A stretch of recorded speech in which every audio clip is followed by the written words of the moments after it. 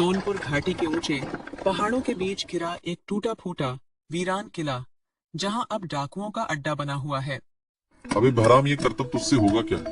या सिर्फ गोली चलाने में ही माहिर है तू? तू गलत जगह आ गया बे लल्ला। तुझे डाकू नहीं, सर्कस में होना चाहिए था। सच कहूं तो अगर मेरी किस्मत ठीक होती तो मैं किसी मेले में तालियां बटोर रहा होता। हाँ, और अगर मेरी किस्मत ठीक होती तो मैं बंदूक साफ नहीं कर रहा होता, अखबार पढ़ रहा होता किसी चाय की दुकान पर।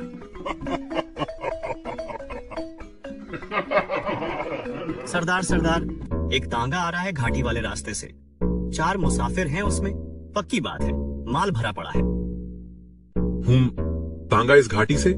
चलो लड़को, तैयार हो जाओ, बंदूकें भरो और याद रखो, जो ज्यादा बोले उसे जमीन पर सुला देना।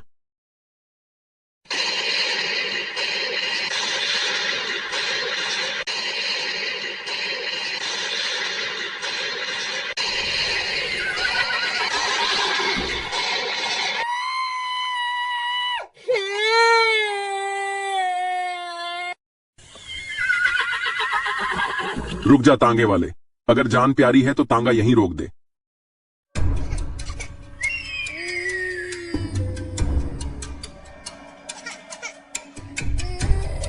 झोला नीचे रख, पैसे गहने खाने का डिब्बा जो कुछ है फेंक दे नीचे।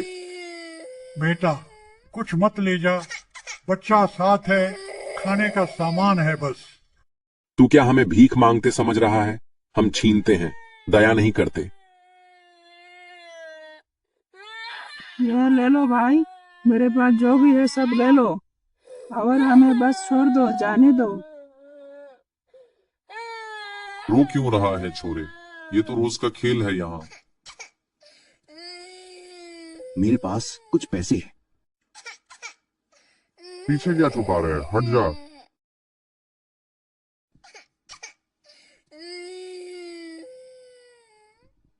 याद रखना, ये सोनपुर घाटी है, यहां से जो जिंदा जाता है वो किस्मत वाला होता है। अब भाग यहां से, वरना लाशें भी वापस नहीं जाएंगी। रतनपुर गांव।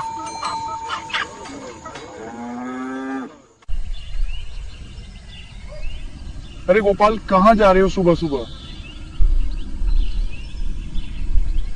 शहर जा रहा हूँ भैया, सब्जी बेचने। लेकिन वो जंगल वाला रास्ता पड़ेगा ना, सुना है बाघ दिखा है वहां, हमला कर देता है सीधा।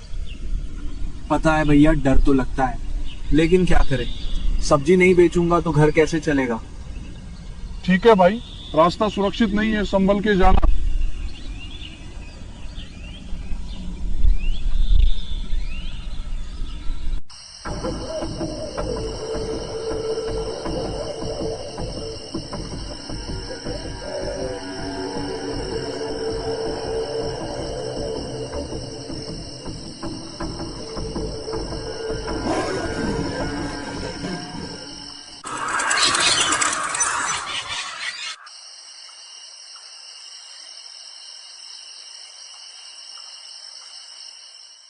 ये कहानी है रतनपुर गांव की। यहाँ से निकलने वाले तीनों रास्तों ने गांव वालों की नींद उड़ा दी है, और आज इन्हीं मुसीबतों का हल निकालने के लिए गांव के चौपाल में बुलाई गई है ग्राम पंचायत की बैठक। सरपंच जी, वो जो शहर वाला रास्ता है ना, वो पूरा जंगल से जाता है। हम सब्जी लेकर शहर जाते हैं बेचने, पर जब भी निकलते हैं बाघ रास्ते में घात लगाए बैठा रहता है।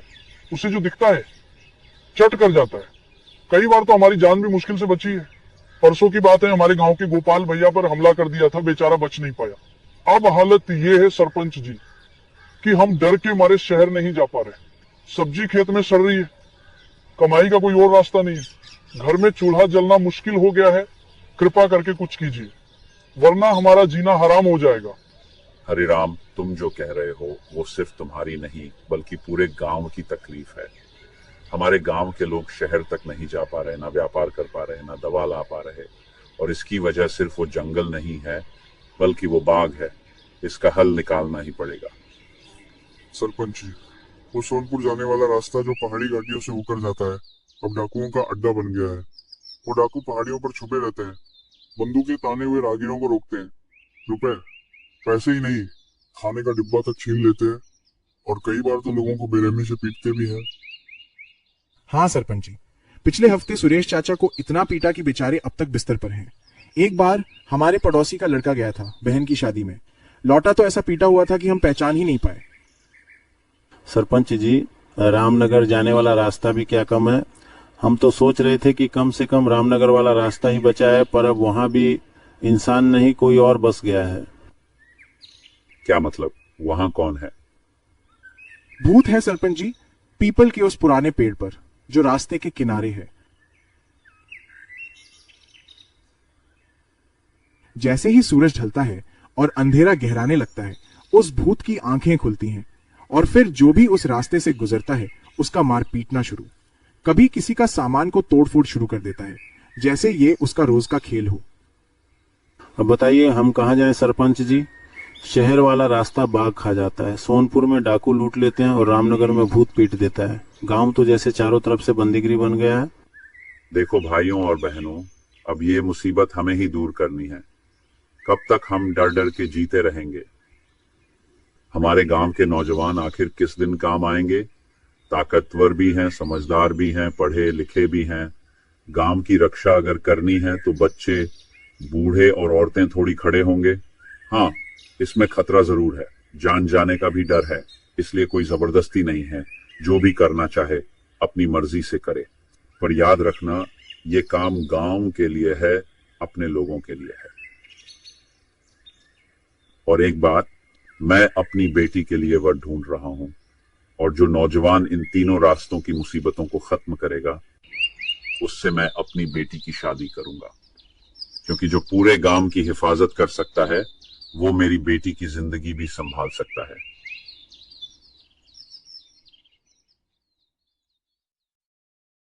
आपने पंचायत में मेरी शादी का ऐलान कर दिया, और वो भी ऐसे।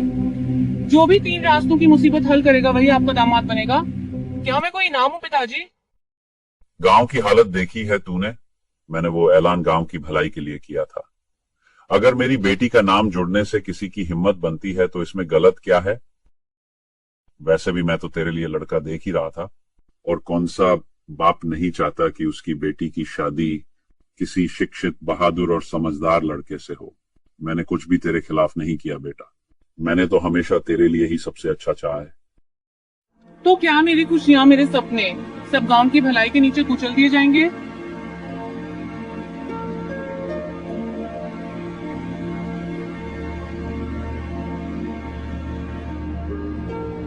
तू बहुत छोटी थी जब तेरी माँ हम दोनों को छोड़कर चली गई थी। तेरी हंसी ही मेरी दुनिया है। तू उदास होती है तो मैं चैन से सो नहीं पाता हूँ।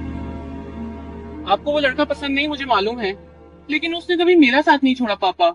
जब मैं स्कूल में फेल हुई थी, जब मैं बीमार पड़ी थी, हर बार वो ही मेरे पास था। आपको वो कमजोर लगता है, लेकिन मेरे लिए वो मेरी ताकत है। अगर वो लड़का इन 3 रास्तों की मुसीबतों से निपटने की हिम्मत दिखाए तो मैं भी साबित कर दूंगा कि मेरा फैसला जिद नहीं, बल्कि गांव की भलाई के साथ बेटी की खुशी का भी है। क्या मतलब पापा? मतलब जो मैंने पंचायत में शर्त रखी थी वो अब तू जिसे पसंद करती है उस पर भी लागू होती है। अगर वो गांव के इन 3 रास्तों के मुसीबत खत्म कर देगा तो तेरी शादी उसी से करूंगा, क्योंकि जो पूरे गांव के लिए लड़ सकता है वो तेरे लिए भी सही होगा।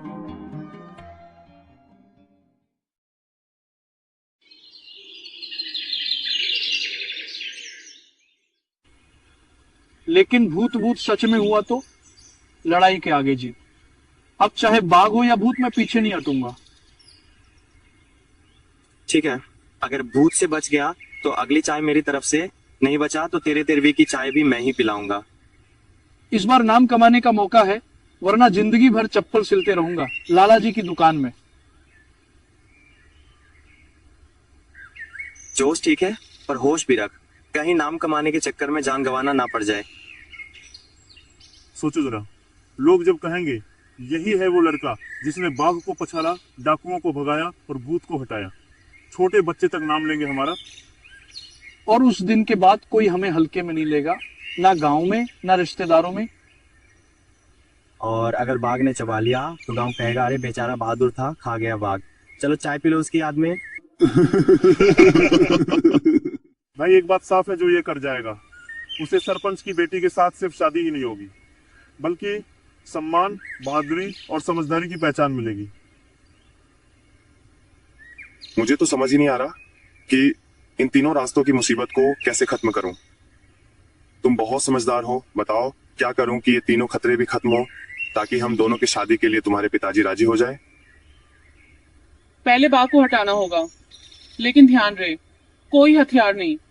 अगर बिना हथियार के तुम उसे पकड़ लो तो पूरा गांव हिल जाएगा।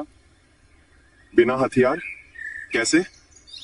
जाल बिछाना होगा चालाकी से, बाघ ताकत से नहीं अकल से पकड़ना होगा। हाँ, अब समझ आया, आज ही पिंजरा लगाऊंगा। देखो भाइयों, मैं ही हूँ असली मर्द। आज इस बाघ को मारकर ही लौटूंगा, फिर इस सरपंच की बेटी मेरी दुल्हन होगी।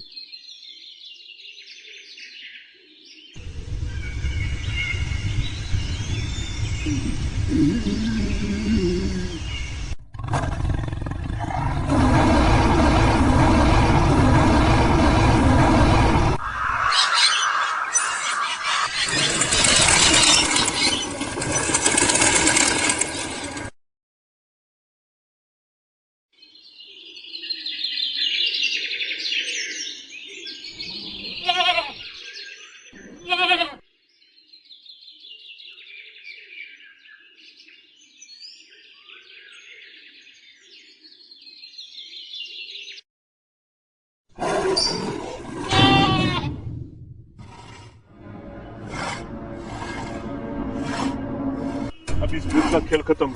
ये पेड़ अब नहीं रहेगा और न ही इसका डर।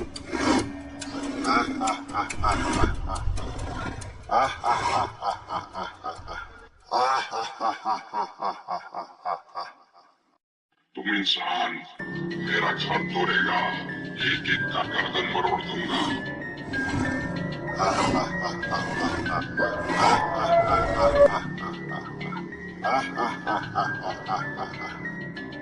ये ले, फिर यहाँ कभी दिखाई मत देना।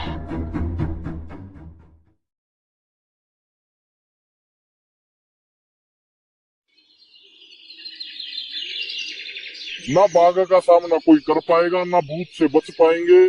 और सोनपुर वाला रास्ता तो पहले से ही डाकुओं का अड्डा बना है। हमने सोचा था बहादुरी दिखाएंगे, लेकिन अब लग रहा है दामाद बनने के चक्कर में यमराज से मिलना पड़ जाता।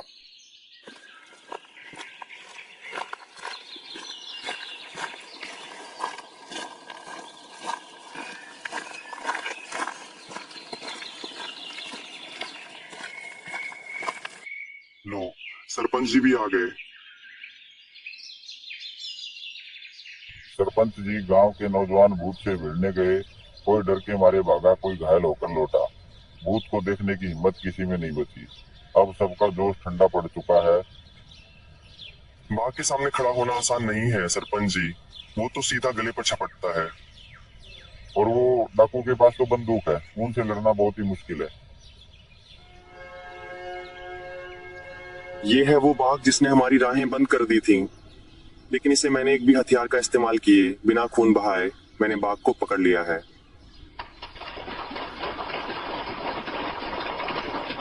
वाह, शाबाश, यही असली बहादुरी है। वाह, ये तो कमाल कर दिया। हथियार से ज्यादा तेज अगर कोई चीज है तो वो है अकल। आज तूने वो साबित कर दिया।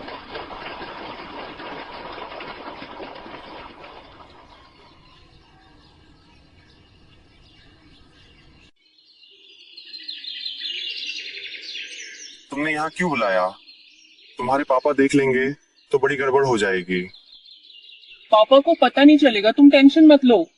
मैं तो बस ये पूछना चाह रही थी अब दूसरे रास्ते का क्या करें।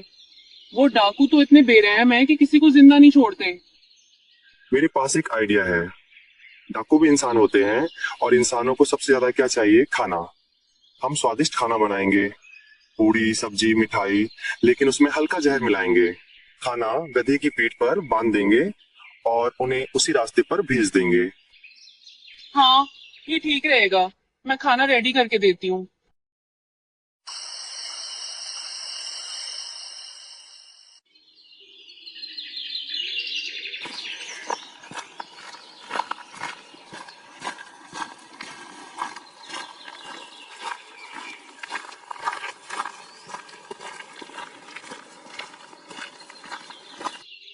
चल जा, अब तुझे यहाँ से अकेला ही जाना है।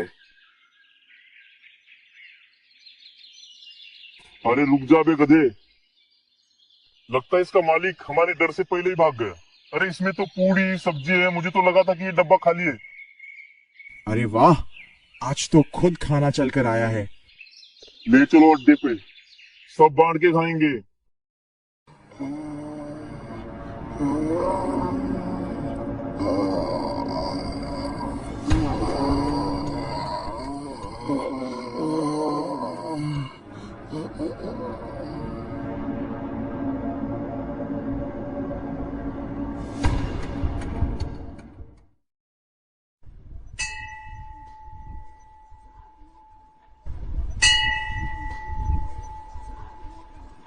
पूजा तो हो गई, अब बताओ तीसरे भूत वाले रास्ते का क्या करें? इस रास्ते की मुसीबत से निपटने के लिए श्रद्धा से काम लेना होगा। गांव के बाहर जो पहाड़ी के नीचे साधु बाबा रहते हैं, उनसे मिलो, वही कुछ उपाय बताएंगे।